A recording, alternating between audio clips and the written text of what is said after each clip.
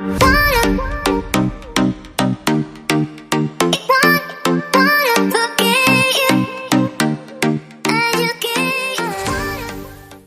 भाई पाकिस्तान में रहते हुए जब भी हमारे ज़हन में सैर करने की कोई बात आती है तो दो जगहों का ख्याल सबसे पहले हमारे ज़हन में आता है, एक नारान और दूसरा सवात। ये दोनों जगह बहुत ही खूबसूरत हैं और दिलकश नज़ारों से भरी पड़ी हैं। अब लोग यहाँ कंफ्यूज हो जाते हैं कि हमें कहाँ जाना चाहिए, कहाँ नहीं जाना चाहिए। और मैंने रिसेंट मंथ इन दोनों जगहों का टूर किया है विदाउट नो टाइम गैप। जुलाई के शुरू में गया मैं सवात और उसी मंथ के एंड में गया मैं नारान, और तकरीबन सेम डे स्टे किया और जो भी डिफरेंस थे इन दोनों जगह के उनको नोट किया और सोचा उन पे एक वीडियो बना दूं। अब भाई कौन कौन से डिफरेंस हैं उसी की बिना पे इस वीडियो को मैंने 3 हिस्सों में डिवाइड किया है। नंबर 1 आपकी travelling cost and time, number 2 दोनों जगह का वेदर, नंबर 3 आपकी रहने की और खाने पीने की कॉस्ट। क्योंकि यही 3 मेन फैक्टर्स हैं जो कि सारे सोचते हैं कहीं भी ऐसी जगह जाने से पहले। बीइंग अ पाकिस्तानी, जब भी कोई दोस्त प्लान बनाते हैं कहीं जाने का तो सबसे पहले एस्टिमेट बनाया जाता है खर्चा कितना हिस्से आएगा और उसको इक्वली कैसे सब में डिवाइड किया जाएगा। तो भाई हम नंबर 1 पॉइंट से स्टार्ट करते हैं। अगर दोनों की ट्रैवलिंग की बात करते हैं, किसका सफ़र ज़्यादा लंबा है किसका ज़्यादा छोटा है, तो सफ़र दोनों का ऑलमोस्ट बराबर है, माइनर सा डिफरेंस है। तो सफ़र के मामले में आप उन दोनों को कंपेयर करेंगे तो एक जितना ही पाएंगे। रही बात रास्ते की, किसका रास्ता ज़्यादा आसान है किसका रास्ता ज़्यादा मुश्किल है, तो जब हम सवात जाते हैं या नारान जाते हैं हमारा पेशावर मोटरवे तक का रास्ता सेम होता है, जबकि उसके आगे से सवात का रास्ता चेंज हो जाता है और नारान का रास्ता चेंज हो जाता है।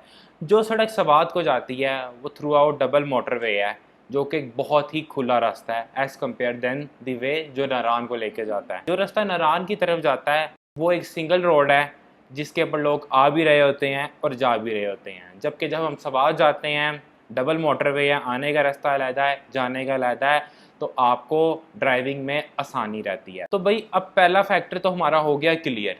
अब आते हैं नेक्स्ट फैक्टर की तरफ जो कि वेदर है। भाई अब गर्मियों में हम जब सैर करने जाते हैं तो वेदर बहुत ही इंपॉर्टेंट होता है हमारे लिए। हम कहते हैं हमें मिले ज़्यादा से ज़्यादा ठंड, और ये ना हो हम किसी ऐसी जगह जाएं तो हमें मौसम वहाँ पे कुछ खासा ठंडा ना मिले तो हमें मज़ा नहीं आता है। अब टू बी ऑनेस्ट अगर हम वेदर की बात करते हैं तो नारान का वेदर सवात से कई ज़्यादा ठंडा होता है। वो कैसे होता है, क्योंकि नारान सवात से ज़्यादा बुलंदी पर वाक़या है, जबकि जो सवात है जब आप सवात में एंटर होते हैं सबसे पहले मिंगोड़ा आता है, मिंगोड़ा के बाद बहरीन आता है, बहरीन के बाद आता है मालम जब्बा और मालम जब्बा के बाद कलाम आता है। अब मिंगोड़ा का मौसम तो ऐसा होता है तकरीबन जैसे हमारे नॉर्मल शहरों का होता है, जबकि बहरीन का मौसम काफ़ी अच्छा होता है। और अगर टेम्परेचर की बात करें तो दिन में वहाँ धूप होती है, ज़्यादा गर्मी नहीं होती है लेकिन ठंड भी नहीं होती है, लेकिन रात में वहाँ पे ठंड हो जाती है, कोई 5-6 तक भी टेम्परेचर आ जाता होता है।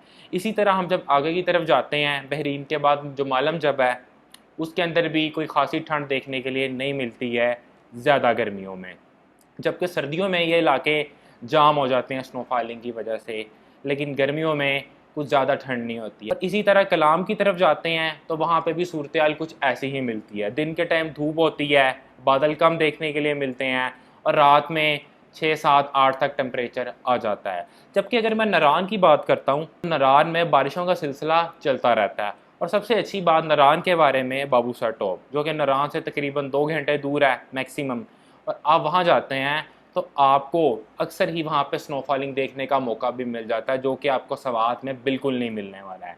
क्योंकि सवात में बारिश हो भी जाए तो स्नोफॉलिंग के कोई इम्कान नहीं होते हैं गर्मियों के अंदर, लेकिन नारान में आपको ये मौका भी मिल सकता है। तो अब भाई वेदर का तो आपको क्लियर हो गया कि नारान में आपको ज़्यादा ठंड मिलेगी, जबकि सवात में आपको नारान वाली ठंड नहीं मिलने वाली है। तो अब पॉइंट्स की बात कर लेते हैं कि कौन से इलाके में कौन से पॉइंट्स ज़्यादा हैं। अब सवात की मैं बात करूं टू बी ऑनेस्ट तो मुझे सवात ज़्यादा अच्छा लगता है पॉइंट्स के हवाले से, क्योंकि जब हम कलाम जाते हैं तो कलाम से आगे मोहम्मद लेक की तरफ एक रास्ता निकलता है और यहीं से रास्ता कुमरात वैली के लिए भी निकलता है। और अगर मैं रकबे के लिहाज से देखता हूँ तो मुझे सवात ज़्यादा बड़ा लगता है और ज़्यादा पॉइंट्स लगता है कि सवात के अंदर मौजूद हैं। जबकि हमारा जो सवात का टूर था हम पूरी तरह से उसको डिस्कवर ही नहीं कर सके थे, क्योंकि हमारे पास थे 4 दिन। और जबकि अगर आपने वहाँ पे सिर्फ कुमरात वैली ही फिरनी है तो एक लंबा रास्ता है, जीप ट्रैक है, बहुत ही एडवेंचरस जगह है वो। तो आपको वहाँ पे कम से कम कोई 8-9 दिनों का स्टे चाहिए स्वाद में, अगर आप इसको पूरा फिरना चाहते हैं। और साथ ही साथ जो जंगल आता है वहाँ का, वो भी बहुत ही ज़्यादा खूबसूरत है। और इसी तरह डिफरेंट पॉइंट्स आपको मोहम्मद लेक के रास्ते में भी मिलते रहते हैं। जबकि नारान की अगर बात करते हैं, नारान में फेमस पॉइंट्स हैं काफ़ी ज़्यादा, जिसके अंदर बाबूसर टॉप आ जाता है, लुलूसर लेक आ जाता है, सैफुल मलूक झील आ जाती है। इसी तरह कुछ छोटे मोटे और पॉइंट्स आ जाते हैं। और हाँ, एक पॉइंट जो कि राफ्टिंग है। राफ्टिंग दरियाए कुनहार के ऊपर नारान में लोग बहुत शौक से करते हैं और बहुत ही ज़्यादा मज़ा आता है राफ्टिंग का नारान में। और जबकि नारान के सारे स्पॉट्स कुछ ज़्यादा दूर नहीं हैं। अगर हम राफ्टिंग की बात करते हैं तो नारान से सिर्फ कोई 4 किलोमीटर दूर है उसके मेन बाज़ार से। इसी तरह सैफुल मलूक को भी जो रास्ता जाता है कोई 35 मिनट का ट्रैक है जाने का और 35 का आने का।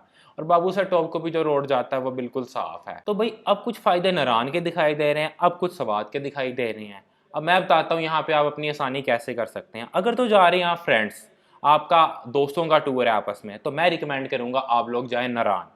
और अगर आप जा रहे हैं फैमिली के साथ तो मैं रिकमेंड करूँगा सवात को, क्योंकि टू बी ऑनेस्ट सवात के लोगों को मैंने काफ़ी अच्छा पाया एज़ कम्पेयर देन जो नारान के लोकल्स थे। सवात के लोग बहुत ही ज़्यादा प्यार करने वाले, बहुत ही ज़्यादा रिस्पेक्ट करने वाले हैं, क्योंकि नारान में लोग ज़्यादा जाते हैं और सवात में कम जाते हैं। लेकिन अब लोग नारान से हट के सवात जैसी जगहों का भी रुख ज़्यादा कर रहे हैं, तो वहाँ के लोग बहुत ही ज़्यादा मोहब्बत और खुलूस से पेश आते हैं। तो भाई अगर आप जा रहे हैं फैमिली के साथ तो आप जाएँ सवात, और अगर आप जा रहे हैं अपने दोस्तों के साथ तो आप जाएँ नारान। और अगर आप जा रहे हैं सवात तो आपने मिंगोड़ा में स्टे बिल्कुल नहीं करना है। आप जैसे ही मिंगोड़ा को क्रॉस करेंगे तो बहरीन आ जाता है, तकरीबन 1.5 घंटा दूर है वो। बहरीन में बहुत ही साफ शिफाफ माहौल मिलता है आपको फैमिली के लिए, बहुत अच्छे होटल्स हैं और रेंट भी मुनासिब है। अभी मैं होटल्स वाली बात ज़्यादा खोल के नहीं बता रहा हूँ क्योंकि मैं नेक्स्ट इसी की तरफ आने लगा हूँ।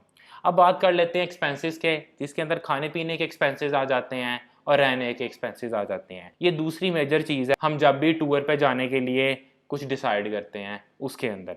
तो भाई अगर हम रेंट्स कंपेयर करते हैं सवात के नारान से, तो सवात के आपको रेंट नारान से खासे कम मिलते हैं। हमने जो कमरा लिया वो हमें 3500 पर नाइट पे मिल गया था इजीली। और इसी तरह जो खाना पीना सवात का है वो भी एज़ कम्पेयर द नारान थोड़ा सस्ता है, ज़्यादा नहीं। लेकिन रेंट का ऑब्वियसली डिफरेंस है, सवात का नारान से कम है।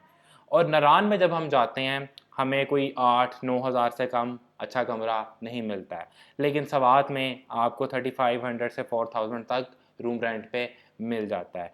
फिर वही बात आ गई कि नारान में लोग ज़्यादा जाते हैं, तो जहाँ लोग ज़्यादा जाते हैं वहाँ के एक्सपेंसेस ज़ाहिर सी बात है ज़्यादा होंगे। अगर मैं खाने की टेस्ट की बात करता हूँ तो वो ज़्यादा मज़े का नारान का है, क्योंकि नारान बाज़ार में कुछ ऐसे फेमस रेस्टोरेंट्स हैं जिसके अंदर बट कढ़ाई आता है, और मून रेस्टोरेंट का तो सबको पता ही होगा जो वहाँ से होकर आए हैं। मून रेस्टोरेंट का खाना बहुत ही मज़े का होता है, थोड़ा महंगा ज़रूर होता है, लेकिन अगर हम सवाद से कंपेयर करते हैं तो नारान का खाना ज़्यादा टेस्टी होता है। थोड़ा महंगा होता है लेकिन टेस्टी भी ज़्यादा होता है। अब कर लेते हैं बात भाई सवाद की। सवाद के अंदर खाना थोड़ा सस्ता होता है एज़ कम्पेयर देन नारान। तो भाई अब बात कर लेते हैं स्नोफॉल की। अब भाई हर कोई ये चाह रहा होता है स्नोफॉल देखने के लिए मिल जाए, स्नोफॉल देखने के लिए मिल जाए। हम जब सवाद में गए हमें स्नोफॉल तो क्या बारिश भी देखने के लिए नहीं मिली। और जब सुबह के टाइम हम उठे तो खासी गर्मी थी कि मुझे अपनी हुड उतार के सिंपल टी शर्ट पहननी पड़ी, जबकि नारान में जैकेट और हुड सब कुछ पहन के रखा था तब भी ठंड लग रही थी। और स्नोफॉल, स्नोफॉल का कौन शौकीन नहीं है। अगर आप वाकई स्नोफॉल का शौक रखते हैं तब भी मैं आपको नारान रिकमेंड करूंगा, पर स्नोफॉल आपको मिलती है किस्मत से। अब ऐसा नहीं आप मेरी बात मान के नारान चले जाएं और आप कहें हमें तो स्नोफॉल नहीं मिली है, क्योंकि ये मिलती है सिर्फ किस्मत से।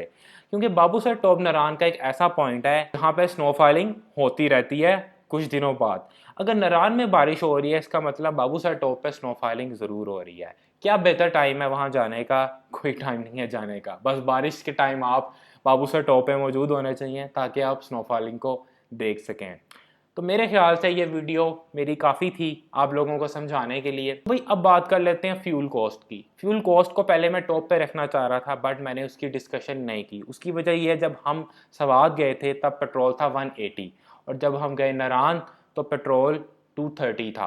तो इसी तरह पेट्रोल बहुत ज़्यादा चेंज हो रहा है आए रोज़, तो मैं कोई फ्यूल की आपको एग्जैक्ट कॉस्ट नहीं बता सकता हूँ। लेकिन जो फ्यूल कॉस्ट है वो नारान के लिए और सवाद के लिए आलमोस्ट सेम है, थोड़ा बहुत डिफरेंस होगा, बट वो बहुत माइनर डिफरेंस है कि आपको फील भी नहीं होगा। तो भाई ये थी मेरी आज की वीडियो। अगर अभी भी कोई सवाल आपके जहन में रह गया हो, आप नीचे कमेंट करके मुझसे पूछ सकते हैं और मैं उसका जवाब आपको ज़रूर दूंगा। अगर कोई टॉपिक मिस हो गया हो तो मैं नेक्स्ट वीडियो में उसको कवर करने की कोशिश ज़रूर करूँगा। इसी के साथ दीजिए मुझे इजाज़त। अल्लाह हाफिज़।